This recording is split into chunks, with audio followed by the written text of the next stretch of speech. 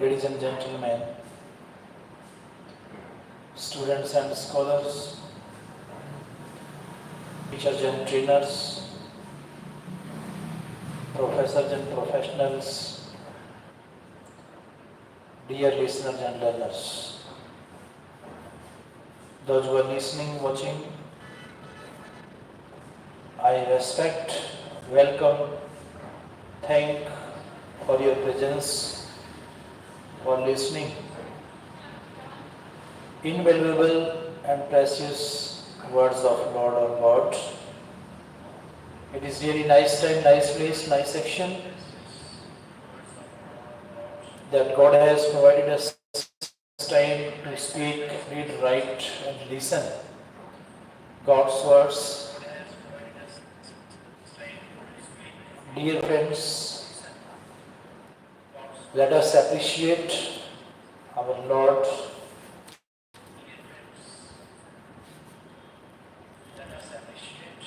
Oh dear Lord, you are mine. There are innumerable ways to attain God realization. Amongst all those paths, I have found a unique path which is uncommon. It is, I belong to God. It is, I belong to God. Time and again, we are to speak, read, write and listen and even think, I belong to God. You may perceive this as ordinary, but in my opinion, it is extremely unique. Each one of us is God's child. It is not a usual fact. This renders God realization exceedingly easy. Swamiji says, earlier you instructed us regarding seeking refuge in God and chanting His name. Then you asked us to regularly repeat, "Oh my Lord, I must never forget you." And now you are telling us to accept our belongingness to God. Which of these sadhanas should we follow? Swamiji says, follow which I am instructing. Follow which I am instructing. Follow which I am instructing now. All sadhanas are excellent, but accepting that God is mine, this makes us close to God. This makes us close to God. The closer we are to God, the better the worship becomes. Carrying out all deeds diligently or disregarding our belongingness with the material world or accepting our belongingness to God, which amongst the three sadhanas is most appropriate to break away from our attachment and aversion and attain liberation. Swamiji says, accepting our belongingness to God is the foremost. Accepting our belongingness to God is the foremost sadhana. Because of our acceptance of the belongingness to God, by the virtue of God's grace, attachment and aversion are also resolved. Equivalency also comes.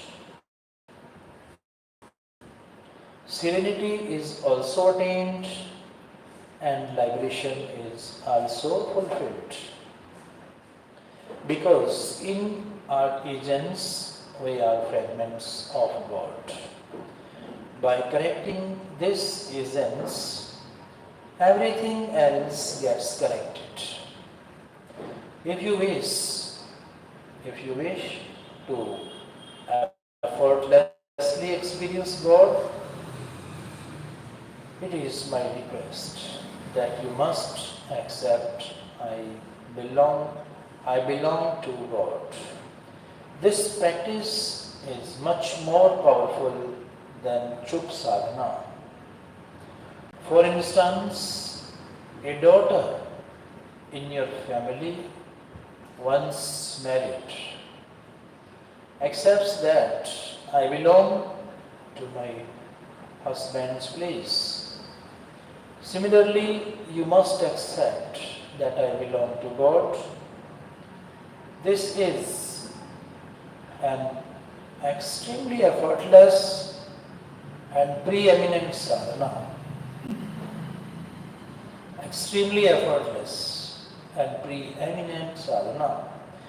God has Himself specified this as the ultimate untold secret. The entire instruction of the Gita, the term Sarva Guhatma has been used only once. I am barely stating this with folded hands, that in my opinion, this is the foremost sadhana. I feel so in my heart that if we accept that God belongs to us, then our task will be quickly done. God is mine. If this is accepted, if this is accepted, then a whole lot of our work is done. We have already come quite close to God. All that you wish to depart from would be achieved.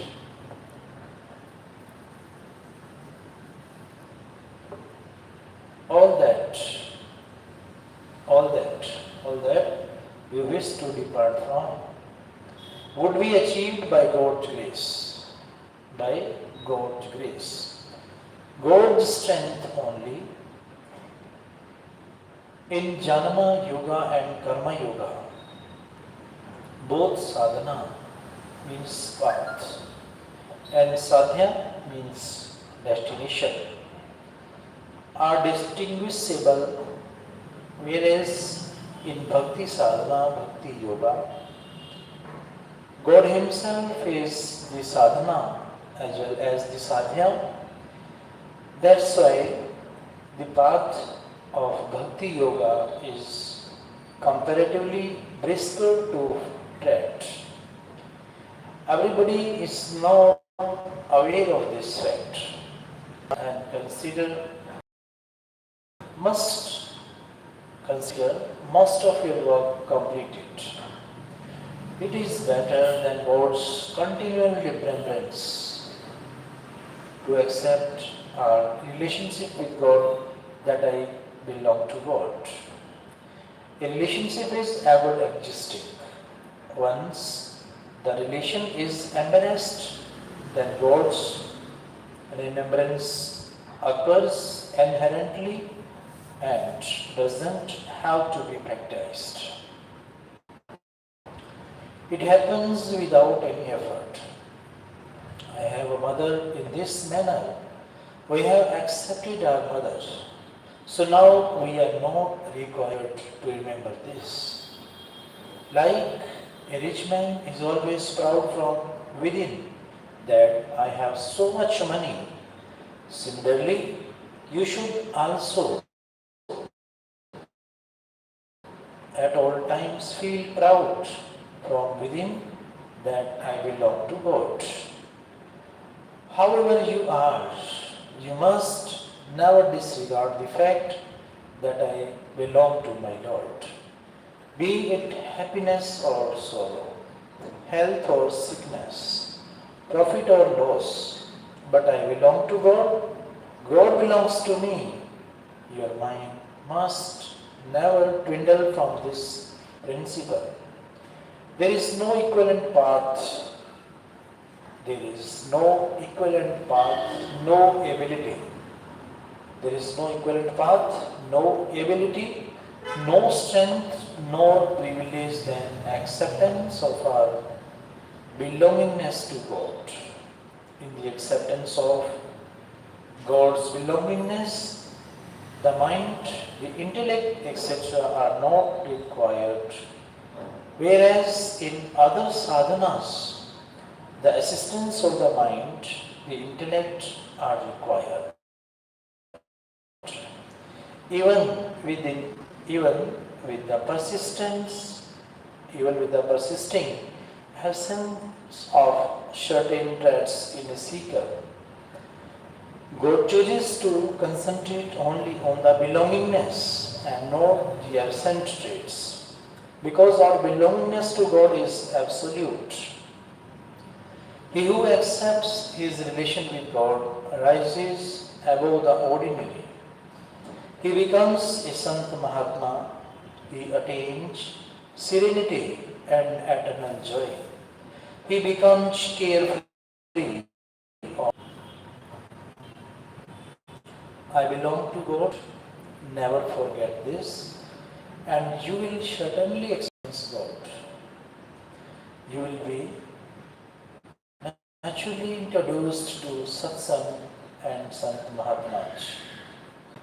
The most exceptional thing is an eternal relationship with God. By the virtue of the acceptance of the relationship, there is rapid argumentation, chanting of God's name, meditation, kirtan, etc. are not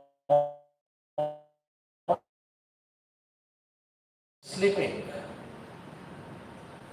By sleeping, the marital relationship doesn't vanish. Similarly, in forgetfulness or sleep, our relationship with God doesn't vanish. It is perpetual and ever existing.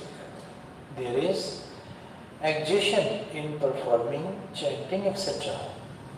But a relationship is never tiring. This relationship is immediate and eternal, like marriage breaks only if you break. If you accept that God belongs to me, then not even God can break this. The Jiva or the embodied soul. The embodied soul is a fragment of God. Therefore, if he connects with God by any means, he is certainly liberated. A relationship with God invariably leads to supreme welfare. Those who took God by enmity, that is, for example, Kansa, Shishupal, etc., were liberated, and those who loved God utterly were also liberated. But those who failed to establish any relation were not liberated. If someone expresses that God is mine, it extremely pleases the Lord. In reality, except for God, there is no one whom we can call arch due to your materialistic tendencies. You might become ignorant of God, but God never forgets you. One question: after acceptance of God's relation, can God be realized even on persistence of worldly desires? Swamiji says, yes, God can be realized even on persistence of worldly desires, and the desires will not persist once God is realized. The principal mistake has been the erroneous embarrassing of what is not arch. For example, body, senses, mind, intellect, and who belonged to us. We did not embrace that God. This single blunder encompasses every other mistake. In mathematics, on omission of even a single step or a digit, everything becomes incorrect and no mark is awarded. That's why you must at least accept I belong to God and God is mine.